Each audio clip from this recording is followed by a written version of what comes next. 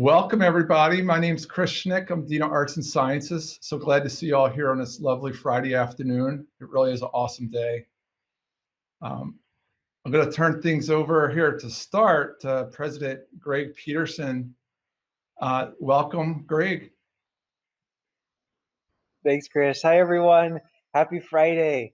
This is, can I just say how amazing Chandler-Gilbert is? Just the fact that it's Friday afternoon at 2 o'clock and we have 32 of us all together to have this conversation. We had how many, Chris, participated yesterday?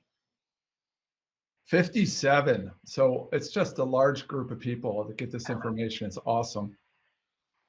So I had the opportunity, a few minutes to jump to the next meeting, but I wanted to take a moment and thank you for taking some time to come together and talk about our fields of interest. Some thoughts that I had, and I think yesterday I was more eloquent. I don't know what I'll manage today. When I first came to Chandler-Gilbert, one of the concerns that really struck me was our value of inclusion, the sense that we were a small community, that we knew each other, and this concern that we would lose that as we grow larger, right? That we would lose that culture, that identity, that sense of belonging.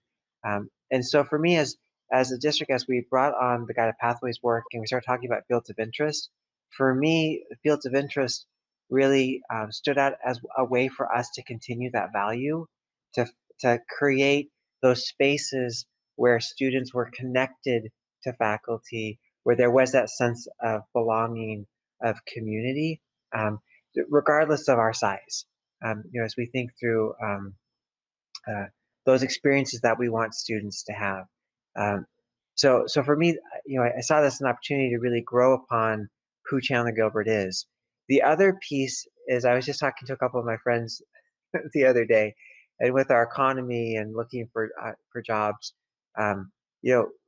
my age, not really sure what they want to do with their life. And so then when we look at younger adults coming to us and trying to decide what their pathway is, how do we help them navigate so many choices and find that way? And so, the field of interest was another opportunity to provide those spaces to help students connect and learn and understand themselves better and understand what opportunities surround them.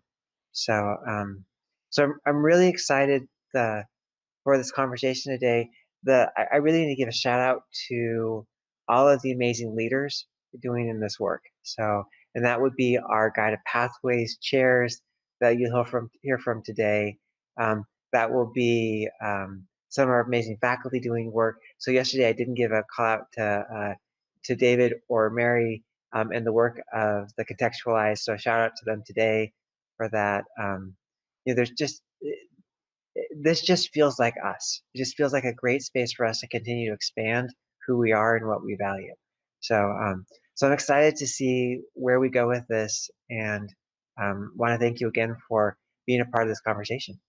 Thank you, Chris. Thank you, President Peterson. So I'm going to go ahead and get started by looking at a video that is one of the ways that we introduce field of interest to students. And I'll share the link to the video ahead of time because you might want to jot that down for future use yourself.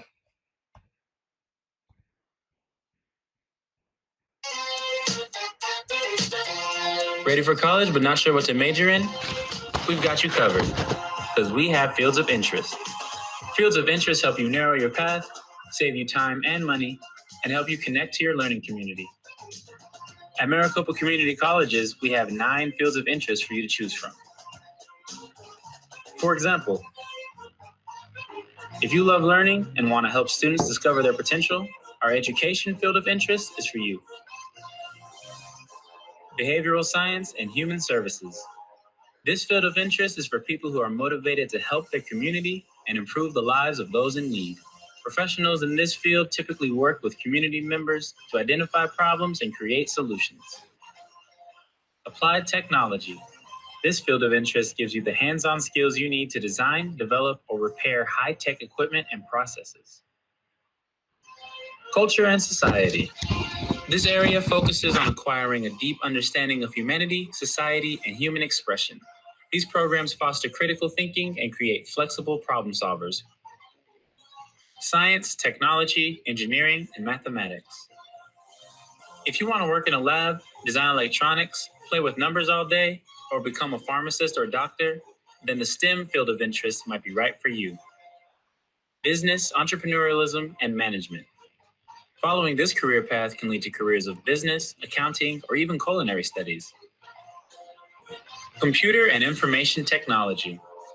In this field of interest, you can explore careers in gaming, programming, technology support, web design and development, cybersecurity, and more. Visual and performing arts. This field of interest is built for someone who is a creative thinker. Those who like to communicate ideas through art, design, dance, music, or theater find a home in visual performing arts. Health sciences. This field of interest is designed to give you comprehensive training for work in hospital, healthcare, and fitness settings. If you want to help people live better, safer, and healthier lives, this field of interest is for you. Once you've chosen your field, we'll help you identify your interests and skills to determine the career path that's best for you. This helps you minimize the amount of classes you take to get the credits you need, all the while helping you build your community by meeting like-minded people in your program. It's that easy. So, ready to get started? Okay, so we can access the fields of interest at cgc.edu by going to academics and then hovering over fields of interest, hovering over academics and clicking on fields of interest. And you'll see for each of the 9 fields of interest, all the university transfer and associate degrees and certificates that have been clustered together by faculty for each field of interest. And then once you dive in a little bit deeper, you'll see the pathway maps. That's the course sequences by term. And I'm going to highlight one example. I'm going to go to behavioral sciences and human services, and then I'm going to click on one of the degrees there. So I start off at academics, hover, get fields of interest, click on that. And when I click on the specific field of interest, I get an overview of it, as well as all the transfer, associate degrees, and certificates. So I'm going to click on the Associates of Arts, emphasis in counseling and applied psychological science. This gives students a little more detail about the degree and program, as well as program learning outcomes, which were developed by faculty, some career information, and then the course sequence by term. And so I want to just note 2 of the terms that all the courses have information for students. I want to note the term critical course and gateway course. So as the faculty who developed these pathway maps assigned these notes to specific classes, the gateway course is generally the first major specific course in a pathway. So in this case, CPD 120, Introduction to Counseling. And then courses have been labeled as critical course because it was deemed that those courses are highly predictive of future success in a pathway. I wanted to familiarize yourself with both those terms because those are excellent opportunities to take specific actions for students within that field of interest. We'll talk more about that later in the presentation. So I've talked about the pathway maps in the field of interest. I wanted to let you know that for the past 2 years, faculty have spent time getting a clear path for students. Very transparent, the classes and credits they'll need to take to achieve a degree. But today we're going to focus on the fields of interest. By clustering the programs in specific fields of interest, faculty have in effect created cohorts of students. It's probably pretty easy for you to think of a cohort if we think of like law enforcement academy, where the students stay together throughout the whole program and have the same experiences, same care and attention the whole way through. Well, now we want to extend that idea to all students, that all students are part of a cohort. And that allows faculty and staff to focus on specific experiences for the students. That's going to help them stay on their path. It's going to help them complete and have outstanding experiences along the way. So we're going to learn today about how students get put into a field of interest, how they're being assisted when they're in that field of interest by student affairs staff. We're going to hear from faculty about what they're currently doing to engage students in a field of interest. And then we'll end by learning about opportunities for faculty to contextualize their courses, perhaps to connect to other fields of interest outside their discipline. Well, it's my pleasure now to turn it over to Dean Ann Suzuki, our Dean of Student Development. Thanks, Chris. Very excited to be here and given the opportunity. One of our charges that was given to us is to how do we help students understand what are FOIs and how do we introduce that concept to them? Okay, next slide. The team that's doing this with me is Allison Travis, who I think you know both of these wonderful people. Allison Travis, who's the Director of Advising and Career Services and has been with us for 8 years at Chandler-Gilbert. Brian Kane is the Director of Student Success and has moved over to Student Affairs, has been here for 19 years. And myself, I started in June 5 months ago, so very happy to have this team. Next slide.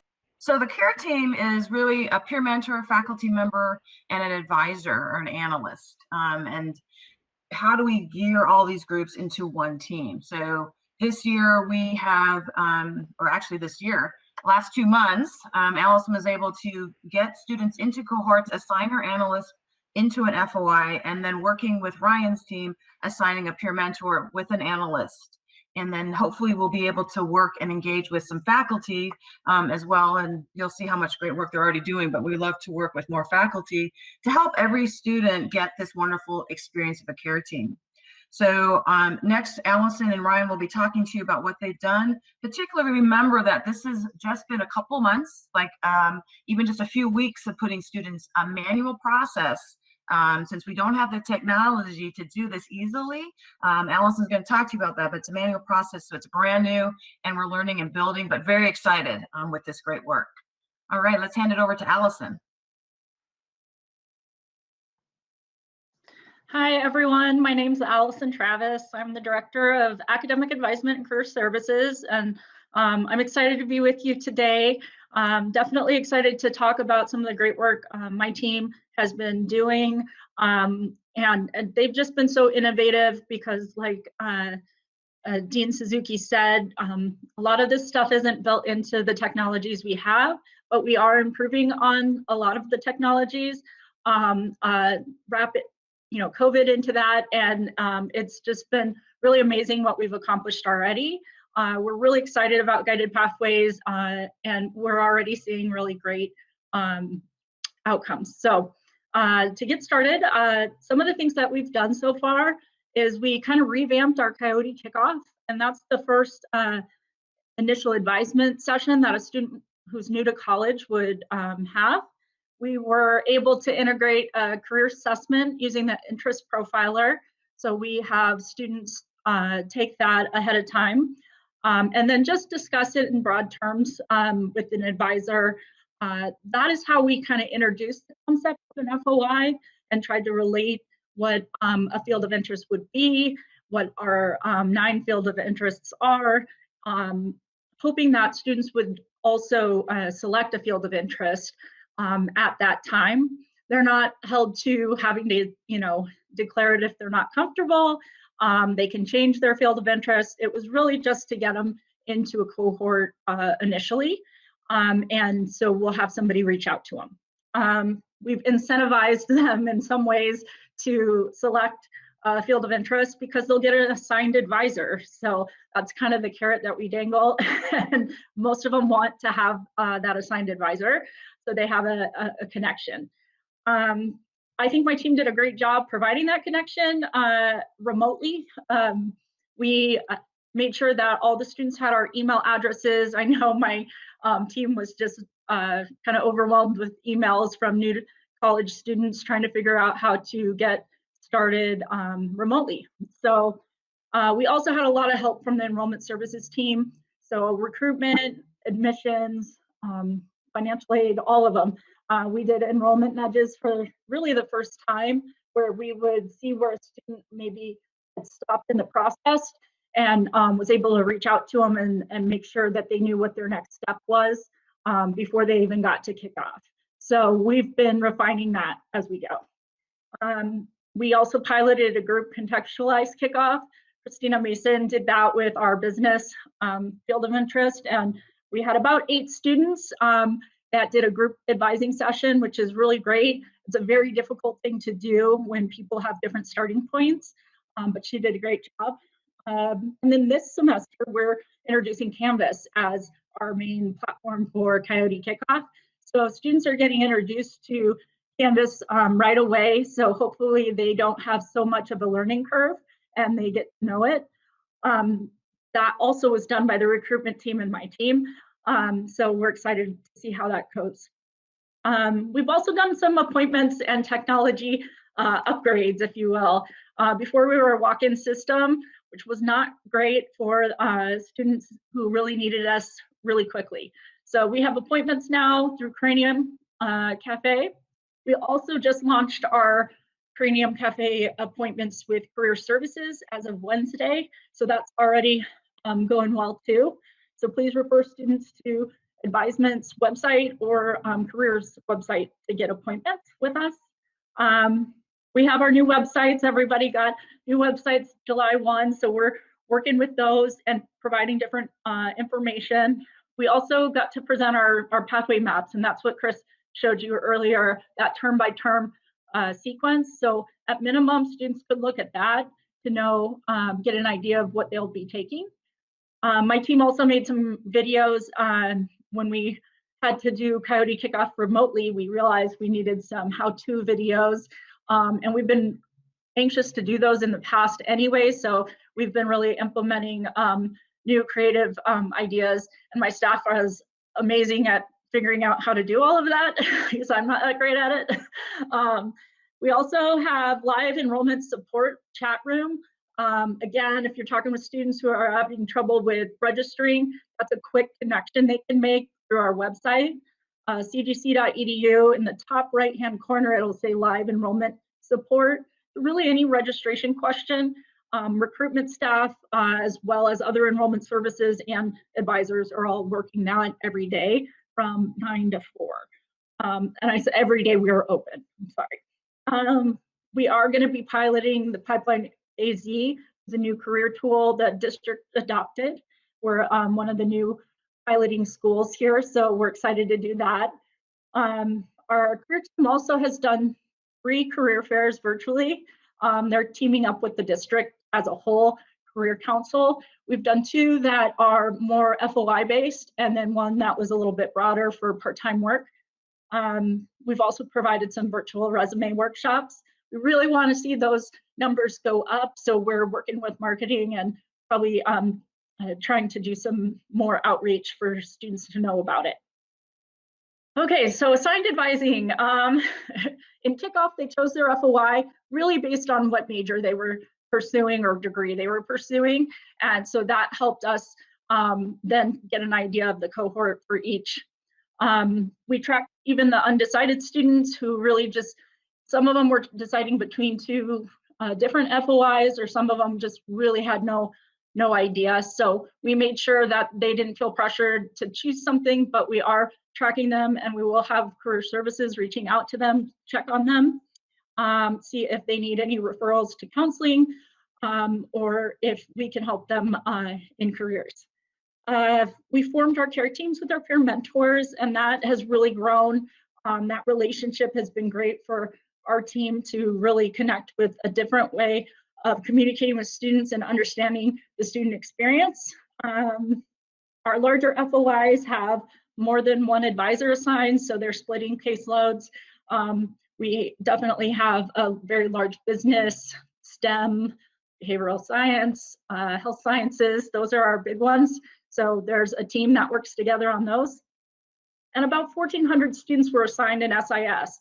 So that is a manual process. My team, one at a time, looked up students and assigned an advisor to them. So we are trying to do as best we can methodically over the last months, and we're finding where we have some gaps, and you know, we'll be improving upon that as we go.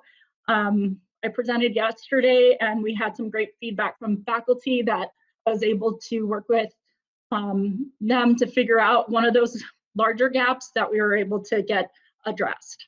So lastly, we sent out welcome emails to our students that we had assigned, and I'll show you what that looks like. We could go to the next slide.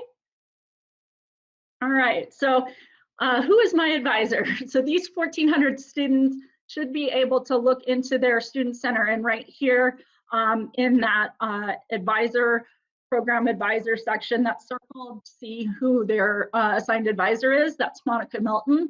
And if they clicked on details, they'd see her contact information. Next to that, you'll see the email that we sent out. We had worked with marketing, and they did a great job getting our pictures in there and a button to schedule an appointment directly with their assigned advisor. So those are the many things that we've been doing, and we hope to continue innovating and figuring out how we can make that connection with students. And I will hand it over to Ryan.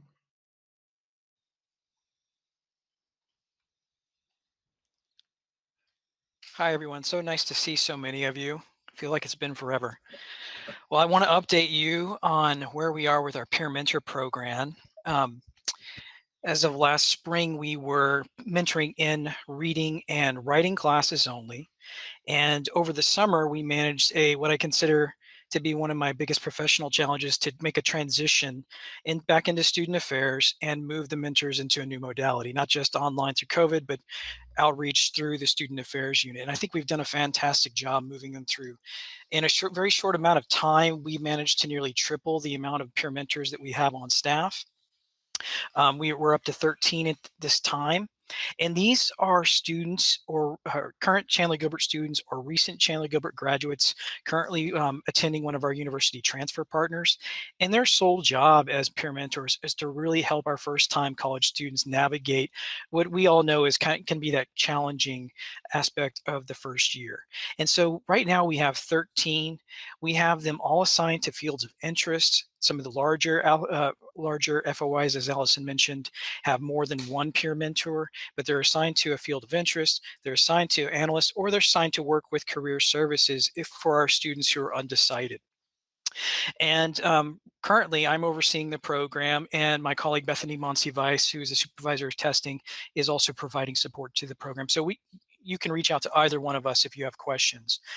I want to go ahead and paste into the chat some of the things we've been doing this semester. Is we began early outreach as soon as students completed Coyote Kickoff this summer and we verified they enrolled. They received a personalized welcome message from a peer mentor sharing that, hey, I'm here to support you during your time before classes get started.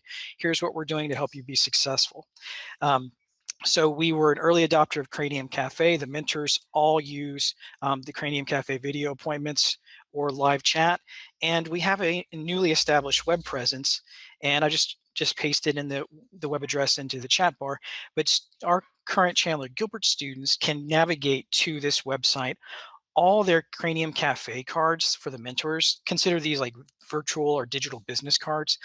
Our students can connect up with the mentors through their digital business cards, so they can see who the mentor is for business and field of interest, or who both of them are, or who the mentor is for the visual and performing arts, and so on. And so they can connect with any of the mentors that are available, and it'll show them whether they're online or not. Some of the activities we've been doing this semester has been a lot of follow-up and outreach to students. We've managed to send out several student surveys and get student feedback on how things are going, and really try to implement some ways to help them throughout this semester. One of the things we're very proud of is this is our second semester of running what we call the Suite of Success Canvas course. This is a Canvas, and a few of you know of this and had a hand in its inception. And so I just want to highlight this semester, the peer mentors are responsible for running this class. It's a Canvas course that hosts all first year students or all first semester students. We have nearly 1,500 of these individuals enrolled, and we have to invite them and they have to accept. And so the mentors have included in this course modules on things that are going to help our students be more successful and navigate the first year, whether it's presentations or videos on our services, or it's their own insight into how to utilize the services. They're also offering weekly workshops via WebEx. This began prior to the semester with how to use Canvas. Some of the best attended workshops I've seen. I never had in-person attendance like they had prior to the semester even beginning. I was completely impressed. And they have weekly presentations on Thursdays. From their perspective, they write out all the content, we talk through it, they prepare, and they present out on things like study techniques, procrastination, scholarships. Next week, they're doing financial literacy. Those are our business field of interest mentors. They're presenting out on financial literacy and stress management. And again, they're doing all these from their own perspective based on what they've learned as Chandler-Gilbert students in order to help other Chandler-Gilbert students. Last thing I'll highlight is they do weekly messaging out to all the students in the class. Think of the messages that Dr. Peterson puts out to the campus community. That's the kind of messaging they're putting out to all the first year students. They want them to know what's going on at college, even though we're remote, even though we're virtual. There's still ways for students to be engaged and be involved. And so they reach out to students to let them know how they can accomplish that. They do such a good job with this. They're much better writers. I wish I could write as well as they do, but they do us very proud. And these are our students, and they're working together to help other students be successful. And now they're partnered up with, like Allison said, they're partnered up with the Analysts to be part of this care team to provide an additional layer of support for our students as they move through their experience. So with that, I'm going to turn it over to Beth Nunneviller. Thank you, Ryan.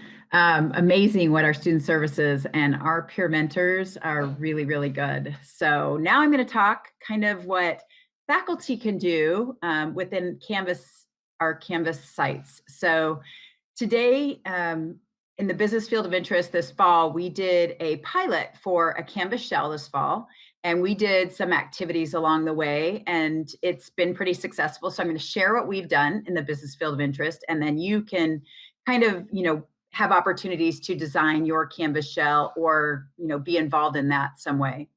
So our business field of interest, we were trying to decide, how do we get students enrolled? Do we automatically enroll them if they're in our gateway course, which is GBS 151? Do we give instructors the opportunity for students to self-enroll? And we decided to go that way. We put out the link to self-enroll and gave that to all the faculty. We have 416 business, entrepreneurialism, and management field of interest students within that Canvas course. We also have 14 faculty in that Canvas course. We get some new ones each day. The reason for that, we do have assignments in the field of interest. We have one that kind of just stays in there, and it's the video that you all just watched on the different fields of interest. So because it was introduced this fall, we wanted to make sure our students understood what fields of interest were. And so that was that starting point, understanding why we're creating them, why they're available. We also want them to have a connection. So our beginning, it has some questions about some of the content that we have on our field of interest Canvas shell. And so it gives them that opportunity to connect. We also made another assignment that has them answer some different questions and provide some responses, but we didn't make that active because it was kind of that official field of interest member, and we wanted to be able to give them some kind of business field of interest swag, like a lanyard or something that says Chandler-Gilbert business field of interest, and we haven't got to that point yet since we're remote. So we left that, kind of out for this semester, but we really focused on assignments that relate to our gateway course. And the gateway course, just to get that common default experience for all the students in the field of interest that are through that gateway course. There's actually about 6 different assignments. 4 of them are topics of the week, which I'll talk to you about later. The other ones is kind of an entrance into the field of interest and kind of learning about what it is. And the second one is all about careers, because we know there's so many vast careers in the business field that we wanted them to explore in that area. And so that is a default experience for every student that's in GBS 151. And we also have lots of resources within our Canvas shell. So for example, I teach management classes, I teach a business communication type course, and I refer students to different pockets of the field of interest Canvas shell. They can also do some really small extra credit assignments being interactive with our business field of interest Canvas shell. Next slide. And so we started out, and we know how students, it's easy for them to click on videos. And so we created our field of interest Canvas team, which included starting out with 4 faculty and 1, our analyst, which is our advisor, our main advisor for our field of interest. And we provided videos. So students got to know who we are. So they could look and have that. We also now, thanks to Ryan, we added our 2 peer mentors, and we put their business card on there. And so they could see their face, they could have direct contact with the peer mentors that are involved. They are amazing. We also included another page of our gateway course faculty, because students like to see who their faculty and recognize someone that they're taking for a class. So we included all of our gateway course faculty, and they created a video kind of introducing themselves and giving a little about their background and specialization. We also have every faculty member that teaches a class that specializes within our field of interest. We have contact information for them. So students can immediately email them if they have a question. So it's all housed there in our field of interest Canvas shell. We're looking at some more things. We have some degree information, but a lot of that information you can get through the website. And so we don't necessarily need to keep that up to date, but really those connections are what we're trying to do. So we also, we had former alumni that were business alumni that had graduated from Chandler-Gilbert Community College. Many of them graduated from universities at that point. And we asked several of them to answer about 8 to 10 questions, a lot of it about, share their stories of how they got to where they are, where they started, when they first walked on campus at Chandler-Gilbert, what were they majoring in? How did they change? What kind of things that was part of their journey. And so they were able to share their stories, they were able to share their careers, and they also were able to share tips for first semester students to kind of tell them, this is what helped me, this is what some things I got engaged with when I was on campus, and this helped me to get my first job, what some different career tutoring. They talked about so many different things and gave so many different tips. And we were hoping with the variety of students that we had in that offered those videos, that they would find someone to connect with. We had one of our faculty members in a business field of interest created another assignment that she had each of her students watch all 7 of these videos and find, so many tips and who they connected the best with, and did a little written assignment about that, which was really great because that was an external faculty member coming in and figuring out how they could make it best fit for their class. Next slide. And so we also, because careers were so critical to us, and we wanted to make sure, because we have students that will be in our field of interest and they're thinking, well, my parents told me to major in business because they think I can get a job. But they really have no connection to the industry.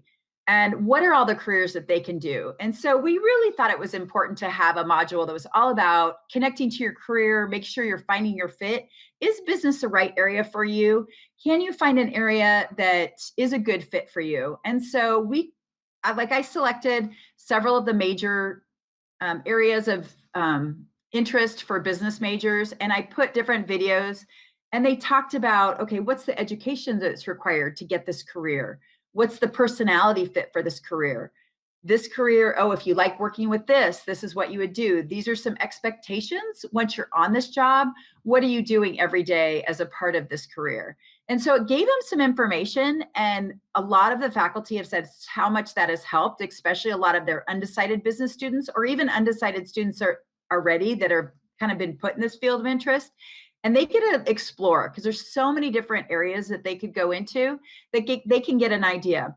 We also have the career one-stop page that they can really look at any other career. So maybe business isn't the right area. I can go search other careers on this website and find areas that might be a fit. And maybe I need to change my field of interest. And so we also have, our faculty connection to students, and also people in industry and university connections. And we decided in the business field of interest to do a topic of the week every Wednesday at 3 o'clock. It's about a 30-minute session. It's not a heavy commitment. That we run a session. We have a live session so students can join.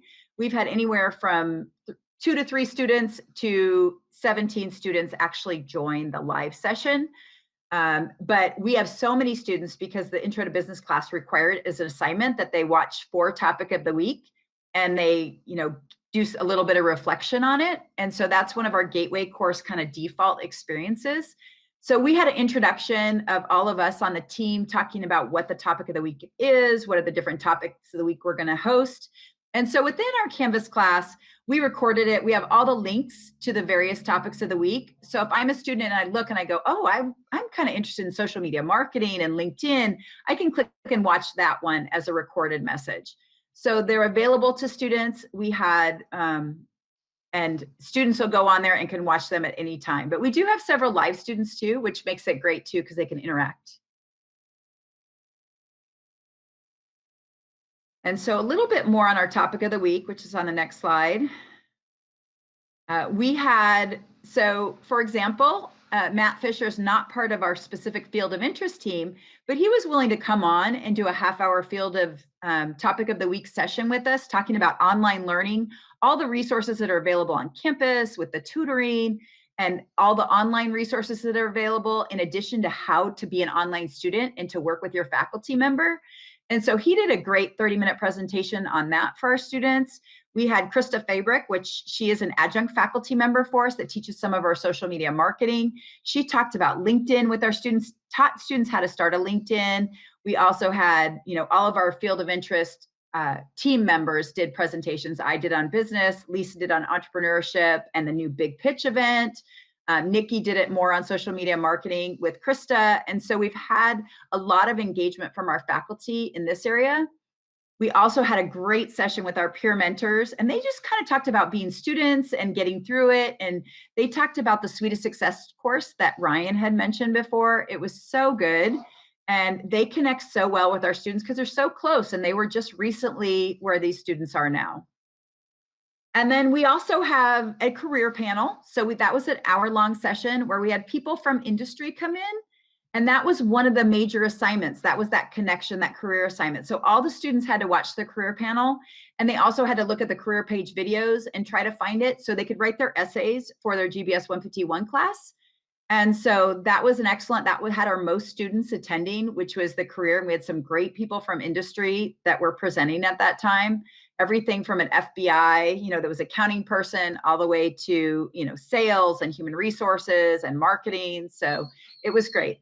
And then our last session, which actually hasn't happened yet, it's next Wednesday at 3 o'clock, which is our 4 transfer partners. So last week we had Christina, our analyst, talk about what are the transfer requirements for business students, just so they kind of have an idea if they want to transfer, how they could get there and prepare themselves so they could be ready when they're ready.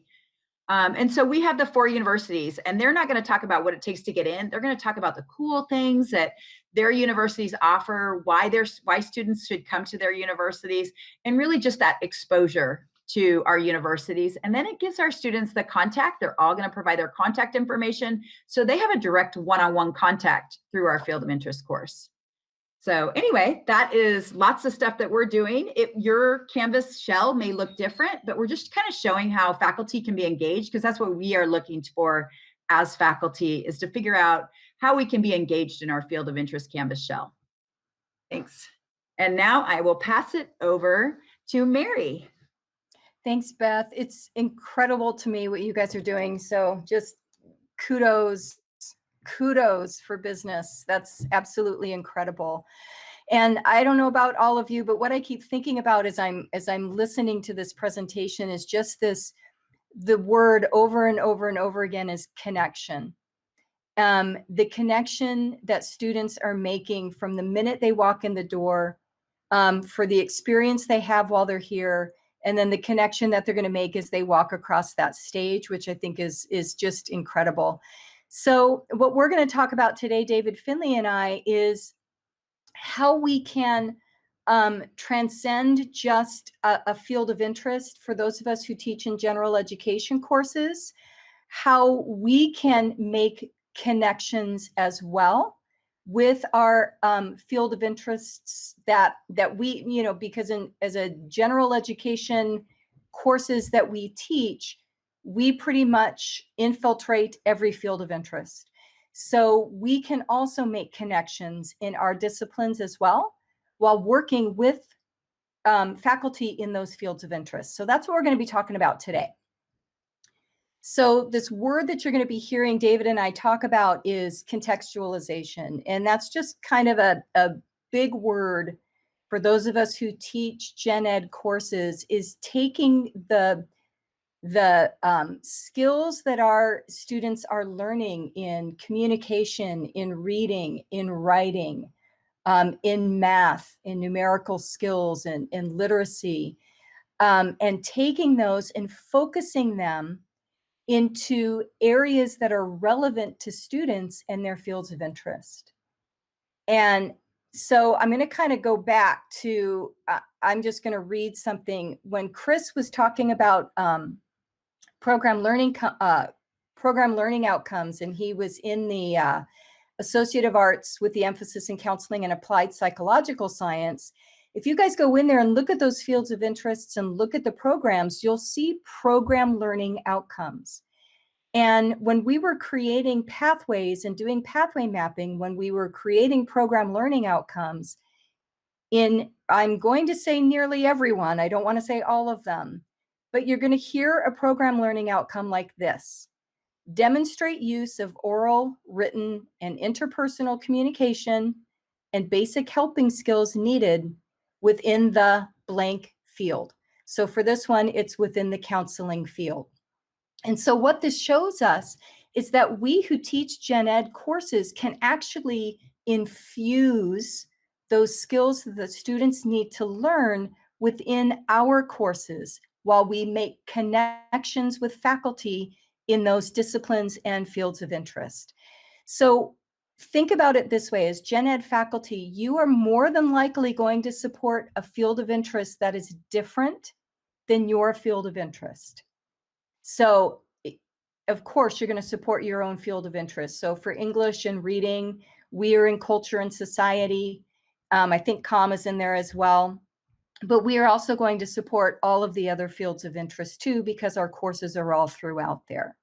So with contextualization, what we want you to keep in mind is this: there's a whole wide range of contextualization that we can do. It could be a small stakes assignment that you do with your students that have them focus on their career path, to a fully integrated learning community, or a course that's going to be specific to a field of interest. And we're going to talk about maybe what some of those might look like. And please bear in mind, this is not an exhaustive list. We're just trying to give you a few ideas. What are ways to incorporate contextualized assignments around fields of interest? So when David and I were talking about this, we wanted to think about it as 3 different forms: light, medium, or high forms of engagement. And so what we are encouraging you to do, for those of you who teach gen ed courses, is to reach out to faculty in other FOI and other fields of interest and say, how can we meet your needs? How can we help your students become better readers, writers, communicators in your discipline? And so that will then help us create these meaningful, relevant assignments or projects in our own courses that are going to help transfer those skills to those disciplinary courses that those students are in. So we're going to take a look real quickly at some different ideas for light engagement. So as you're working, for those of us who work in communication, in counseling, in English, in reading, in math, any other gen ed program, psychology, think about the assignments that you're doing and how those assignments might begin to fit with the field of interest. You can address or highlight how assignments might pertain to a field of interest. You can give the students the through line. So if there's an assignment Think about a way they can start to think about that assignment with their field of interest in mind. So we want to try to open their eyes to looking at particular assignments with that lens of their field of interest. And it could be something really small. And we'll show you some examples of that. I'm going to turn it over to David to talk about medium engagement. Thanks, Mary, and hi, everybody. I'm going to actually maybe touch off the light engagement real quickly because I added one in there. No, go back. You can put the slide where it was, Chris. But one thing I have listed under medium engagement, which might qualify really as kind of a form of light engagement for those of us who teach English 101 and 102 is, and I've done this before when I taught a English 102 class in the basement of a hospital off I-17 and Glendale Avenue, and all the students were nurses. And so I thought, why am I going to teach them MLA format when I know what their major is? And so why not do English 102 in APA format, because I know that's what they're going to need and use moving forward. So that was an easy adjustment, and maybe that's a form of light, or maybe that's even a little more medium. But as we think about some of the other ways to do this, I think about Miguel Fernandez, who does an intro to lit class. That's not a learning community, but it's open in terms of the note for students with a business interest. And so he tries to steer the literature around that focus, including kind of marketing materials and ads as a way to kind of start and think about literature on a more general level, and then move into maybe more classic literature. I think about an ENH 255 Contemporary U.S. Lit and Film class, which has triple tags, so lots of students are in there, but I might be able to either just do one film and literary piece that ties to a field of interest, whether it was, let's say, the health sciences or engineering or something else, or if I wanted to, I could actually make the entire class built around films and literature that kind of cater to the field of interest. And that might be a fluctuation between something that's a little medium, and then if you want to go completely with the theme, maybe a little more high engagement. One of the things I've switched doing actually in English 101 just this last year, mainly because I've seen a lot of cover letters, and I'm surprised at the quality of cover letters. And I thought, man, if there's one thing I can do for my students, it's to teach them how to write a cover letter. So even if they don't take another class, when they have to write a job, they have an idea of what that looks like. And so I've upped the stakes this semester, and I'm going to actually have them find a job posting in their desired hypothetical career, if you will, and write a cover letter towards that job at the end. But that might be a nice kind of practical form of a medium engagement for students. I think about the critical reading class that obviously Mary and the reading folks can talk more about, but they're designing these to be geared for students, let's say, in education or in pre-nursing, especially knowing the heavy weight in those biology textbooks or even psychology textbooks, and how the reading strategies could help those students within that field of interest. Next slide, please. One thing that came up, and I won't talk too much about it, but obviously I talk a lot about learning communities, and we talk about the fully integrated ones, and what we sometimes also just call linked ones. I'll talk about that in the next slide, but here's an opportunity for what you might call these improvised learning communities. I think about all the signature events at the campus, Into the Streets, unnatural disasters, sustainability day or week, but in some cases, like here, you've got art history and art faculty working with humanities and literature, mainly because they want to work together and they know that their classes are at the same time. So they've designed projects, in this case, working at the Environmental Tech Center, bringing their students together a couple times over the course of the semester to work on something. If you know the ETC and you've seen an Adobe wall out there, that was something that came out of an honors project for Yvonne Reinecke that I think she's still out there kind of building and adding to and including more and more faculty in terms of kinds of contributions they can make out there. I think we can transition maybe to the next slide, Chris, which is maybe more high engagement, and I'll focus a little more on learning communities and some of the things that we've done in the past, which include doing English 101 classes for engineers, English 101 for ed majors. I know Chris Ryder's putting together a new English 102 LC with another education class on cultural diversity in mind. Miguel does a learning community with Beth, a linked learning community with business students and English 101. We had one, a successful one many years ago that was kind of a linked learning community with math and physics, which makes perfect sense to everybody, including students. But it was math, physics, and engineering. And it was a class that I think sometimes it filled within 24 hours. The students saw the practical nature of taking those classes together.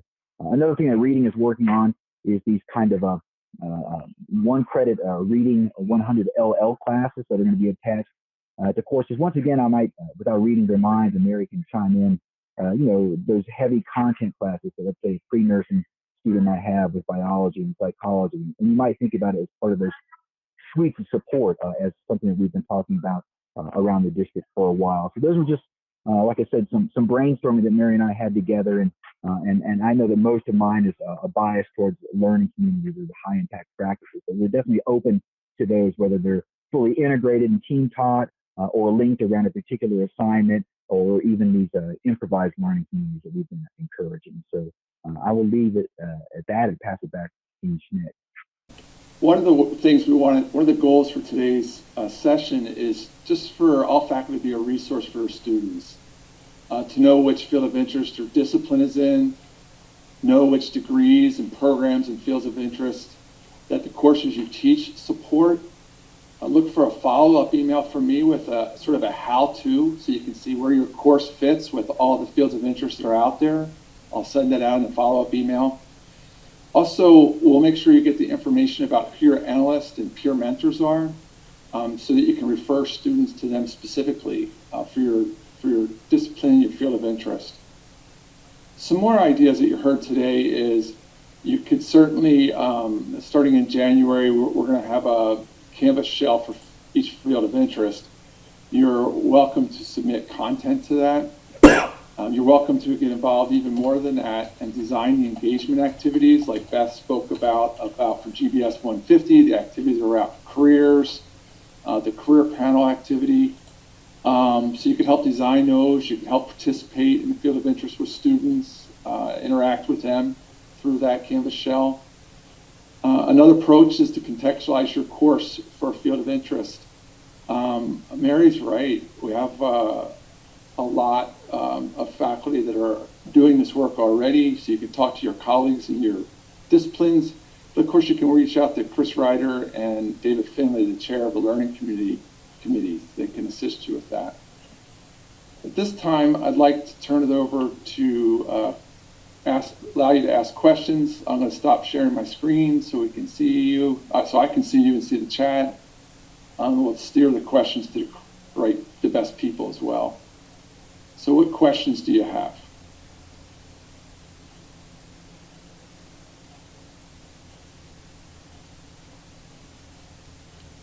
I see one question in the chat that I'd like to pass on to Allison. What's the role of the analyst? Hi, yeah, so the role of an analyst, they're the kind of lead for their FOI. So they're taking a look at making data-driven decisions and collaborating with the faculty within that field of interest, talking about, well, obviously looking for success and completion, but also trying to identify where students are struggling. They have sometimes a team of either other advisors with them that will share a caseload, but they're really in charge of that overall FOI caseloads and knowing who's in their FOI and being able to collaborate with faculty when students are maybe off path, or even just providing updates on, certainly like students who need to petition to graduate, or students who are struggling with their financial aid. Just being able to be that in between and really be the connection for the student.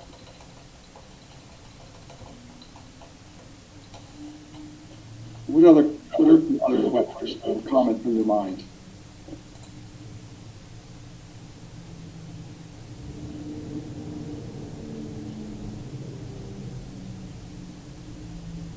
I do have one question. I heard about the undecided students.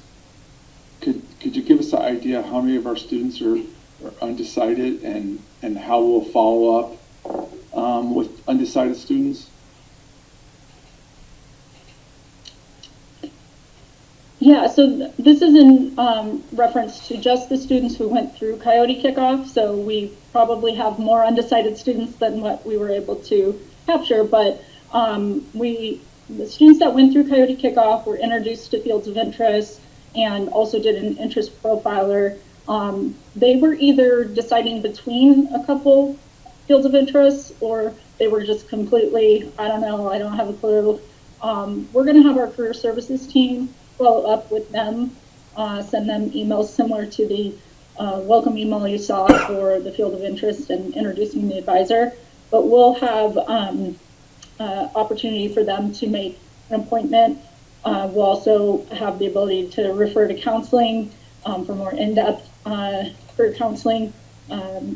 Just giving them an acknowledgement that it's okay that they don't know, but we have resources to help them and to get them, more focused on trying to find out what field of interest they should be following.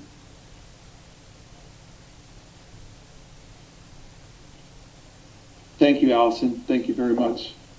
Does anybody else have any questions about any parts of the presentation, either for Beth with their Canvas course and all the business faculty helped do that, or about contextualization, or for Anne, Ryan, or Allison?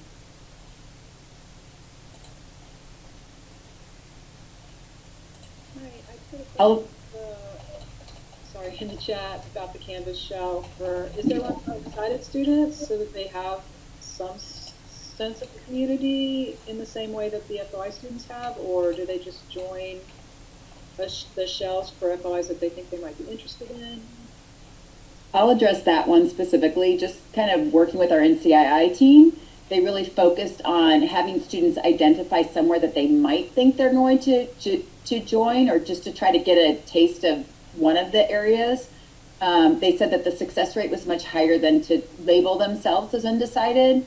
And again, it is very easy to switch, but to be able to identify them, maybe even within each field of interest, like how many of you have joined this field of interest as a, you're really not sure that there's going to be, we could have some follow-up with those students within that field of interest, but they really focused on, students trying to figure out or at least explore an area specifically, and then they can always switch.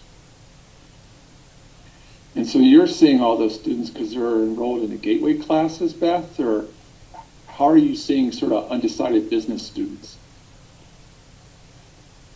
That's more of a question within, and so reaching out to them to say, are you one of those undecided business field of interest students? So, it gives you that opportunity to identify them and maybe have a little bit more discussion with them. Thank you. I'd like to read Greg Field's question, and then maybe Dean Suzuki or Allison, you could give your thoughts. Greg says with his writing classes, he has a lot of students who don't participate in Coyote Kickoff and don't have an advisor, especially the developmental writing classes. Is there anyone aside from myself who's slated to reach out to those students? So I can start this if Allison wants to add anything else. So we just, as Allison noted, we just as in like 2-3 weeks ago assigned new students. So just to be clear that it's not current students that are in an FOI right now, it is new students. So that makes sense to me what your question says, that unfortunately if they didn't get to go through Coyote Kickoff, they may not have been put one in. I'm not sure if you're referencing this past summer, so they wouldn't have been put into an FOI yet. We are creating efforts now, because most of this work has just taken place in the last 2 months, creating and getting all the technology and pieces, working with Brian's team and Allison's team about a comm flow and being more intentional in how we reach out to all of our students and connecting on that. So as we grow and develop that, we're starting to do that now already with the peer mentors and with the analysts and messaging through cohorts, but also being aware of the other groups that may not have gone through Coyote Kickoff. And I'll let Allison, if she wants to chime in on about that part. Yeah, so as of November 1st, that's when new to college for fall new to college students that went through Coyote Kickoff were assigned. Unfortunately, this is still a manual process, so we're trying to look at all the different ways that we can catch students who might not follow the enrollment steps and have a different way in so that we can add them. I know my team and I are working on how we will transition students if they change their major and then need to be redirected to a new advisor. So certainly the students that didn't get captured, that gets brought into part of the process. Unfortunately, SIS does not have anything for us to really be able to track that. So it's all just kind of our own processes as best we can. So I would encourage you to refer them to make an appointment with any advisor. We still have, the advisement team still advises on all programs, but as we change our website, we'll have the faces, the cranium cards is what they're called, that will identify what advisor is assigned to a certain field of interest. So at least the student could look on our website and identify the right advisor at that point.